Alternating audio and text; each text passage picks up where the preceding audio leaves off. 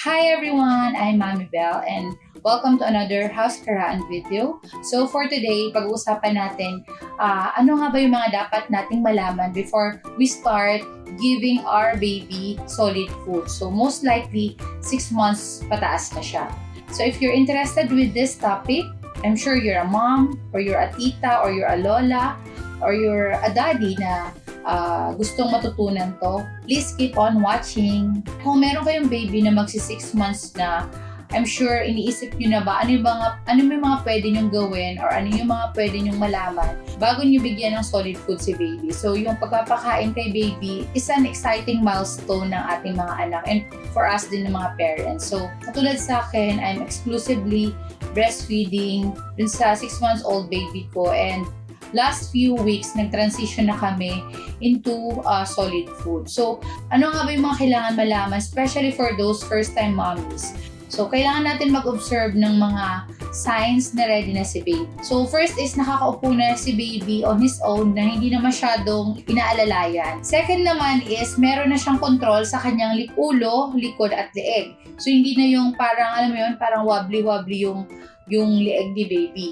So, yung third naman is, binubuksan niya na yung bibig niya pag inaalok ka ng pagkain. So, or halimbawa kumakain tayo, nakikita natin si baby, parang, alam mo, nakikita mo na interested na siya, naglalaway na siya, ngumanga na siya. So, it's another sign na ready na yung baby niyo for solid food. The next one naman is, binabaling niya na, moving away yung head ni baby once na busog na siya. So, marunong na siyang mag-no by moving away yung head ng ating mga baby. Please also remember, mommies, daddies, na pag pinakain natin ng mas maaga si baby, so sabihin na natin 4 months, pinakain na natin siya, there's a tendency na mas less na yung i-intake niyang milk from us. So, syempre, nagsusolid food na siya. So, nandun na yung mas focus niya. Isa din na dapat natin i-consider when giving your baby na mas maaga is baka hindi pa siya ready na ngumuya dun sa mga food na binibigay natin. So, take that consideration also. Or, the other way around, meron ding effect kung late na nating bibigyan ng food si baby. So, sabihin na natin, more than 6 months, hindi pa tayo nagbibigay ng solid food kay baby. So, isa din na magiging result is, medyo mababagalan si baby, or mababagalan na i-accept niya yung mga new food na papa-intake natin sa kanya. Kasi, syempre sanay siya na naging familiar na sa kanya yung lasa ng milk. Any food intake na ibibigay natin is medyo parang maninibago talaga si baby. In addition dun sa una is, mahirapan na din siya tumanggap ng mga or maging familiar dun sa texture ng food. So, kung malambot yan, kung slimy. So, yun, medyo may challenge if ever na mas late natin bigyan ng food si baby.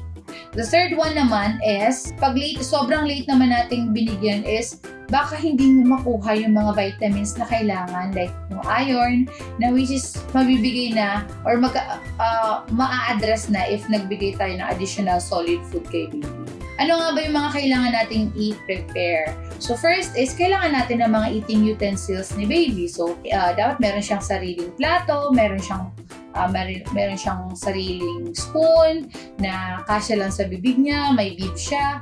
Kung afford niyo na bumili ng high chair for your baby para at least mas komportable siya na kumakain, then yun din. Then of course yung drinking glass niya or yung chupo niya kung hindi pa siya sanay na uminom sa baso. So yun, first dapat meron na kayo nun. This second one is the way na ano ba yung mga isi-serve nating food kay baby. Sa akin yung una kong binigay kay baby is mga pureed food lang. So meaning, nilaga ko siya or minash, then blender. Meaning yung pureed is pinong-pino siya na tapos may kahalo siyang breast milk, or kung gusto niyo lagyan niyo ng water, kasi pwede na rin siya mag-water during that time. So medyo basa siya. So yun yung texture na ibibigay natin kay baby. So, another thing to consider is, dapat every 2 days ka nagpapalit ng new food kay baby. Kasi, in a way, makaka-help to para ma-identify natin yung mga allergy symptoms ni baby. So halimbawa, nagpakain ka ngayon ng pureed potato, so after 2 days, saka mo palitan ng another variant like kamote naman or carrots naman or avocado. So para at least nalalaman mo kung saan ba siya hiyang at baka mamaya yung mga allergy trigger si baby. Isa yun sa mga tip na kailangan nating malaman. Kayo masyadong mag-worry kung halimbawa ang nakakain ni baby is mga 3 teaspoon lang, so 3 kutsara lang kasi nag-adjust pa rin naman si baby. So later on, saka natin nagdagdagan yung food na binibigay natin. So mahirap din naman na masobrahan siya tapos later on sumasakit yung tiyan. Another thing na kailangan natin i-consider is we need to be observant dun sa signal na binibigay ni baby pag kumakain. So, hintayin natin na mag-open yung mouth niya. Kung ayaw niya mag-open ng mouth at parang iniiwas niya na ibig sabihin busog na siya, in short, wag natin pilitin. So, kung alimbawa si baby katulad sa anak ko, yung signal niya is ayaw niya na masyadong nagpo-pause. So, subo ng subo. Yun yung hinahanap niya, yun yung signal ng katawan niya, then ibigay natin. Kung yung baby naman natin medyo mahinhin ngumuya, mahinhin lumunok, then hintayin natin. So, yun. Sa mga una din, pwede din natin pakainin si baby ng once a day muna. Then, later on, pag meron na siyang demand or nakikita natin talagang hinahanap niya, kasi makikita naman yun na gusto niya talagang kumain. Then, gawin na natin 2 days, twice a day, then at least yung complete meal with merienda na. So, unti-untiin mo lang. Pwede rin tayo sumubok ng mga iba-ibang food. So, wag tayo mag-limit sa patatas, carrots, banana, avocado. Pwede naman tayo na mag-explore. Pero wag natin masyadong, magpaka-chef tayo kasi hindi pa naman nila ma-appreciate yung mga combination. Importante doon yung nutrients na makukuha niya. When you introduce a new food kay baby, please observe kasi not all the time yung ibibigay is magugustuhan niya. So, for now, baka hindi niya magustuhan.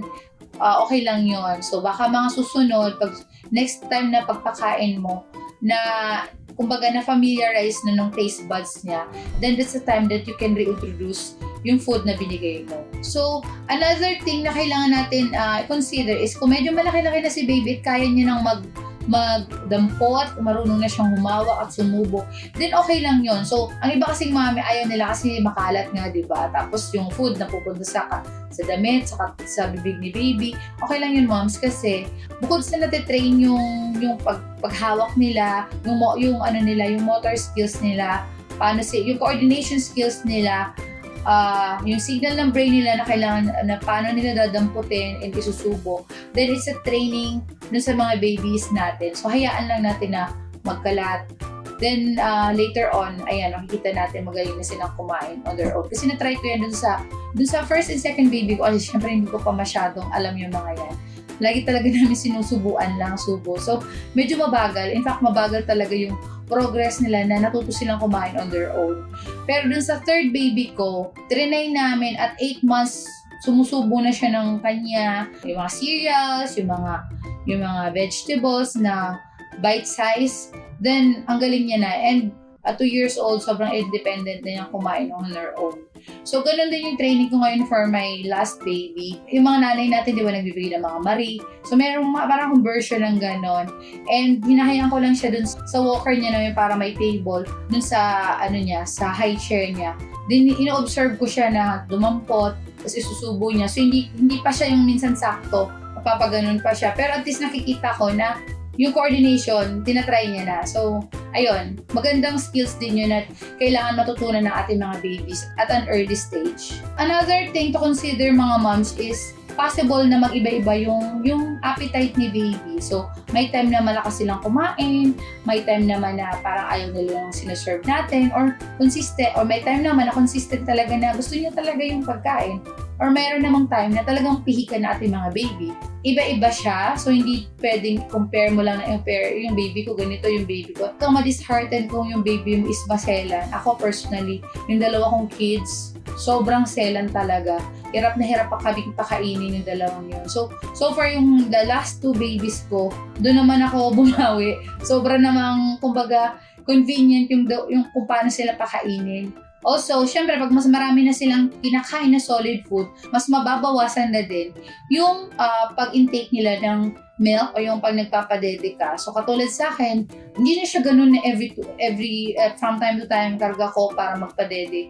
So, ngayon nag-solid food na siya, medyo nabawasan ng konti lang. Kailangan din nating malaman is mga signs kung kailan ba gutom na si baby. So first sign is lumalapit na yung mukha niya or inaabot niya yung bagay or yung plato na hawak mo. So sign na yan na nagugutom na si baby. So second one naman is sumisip-sip siya or ngumunguya-nguya, naglalaway. Another sign is bumubuka na yung bibig niya pag inaalokan mo ng foods. Pag may inabot ka sa kanya or may pinakita ka sa kanyang food, bumubuka na yung bibig niya. And last sign is, nilalagay niya na yung kamao sa bibig. So yun, alam mo yung kamao yung sinasak niya. So gutom na yan si baby. Ito naman, sign naman na malalaman natin na full na or busog na si baby. So first is, binabaling niya na yung ulo niya palayo dun sa food. So nag-move away na siya dun sa sinusubo natin or dun sa food na binibigay natin. Second one is, of course, sinasara yung bibig pag sinusubuan natin. Ayan, ayaw na din ni baby nun. Third is, tinatakpan ni baby yung gamit ng kamay yung bibig niya. So, ayaw na rin niya nun. And lastly is, umiiyak or nagmamaktol na si baby. So, possible na busog na siya at inaantok na si baby. So, ayun yung mga importanteng body signal na kailangan in a way, mabasa natin at maintindihan natin once na nag-start tayo giving solid food kay baby. So, I hope na may natutunan kayo on this video. And if you have questions or suggestions or any comments na regarding this topic, please don't hesitate na mag-comment kayo dun sa comment section. Please also suggest any topic na gusto nyong pag-usapan natin moving forward. Thank you so much for watching my video. Please don't forget to comment, like, and subscribe, and hit that notification bell para updated kayo sa mga future videos na i-upload namin. So, thank you and see you on the next video. Bye!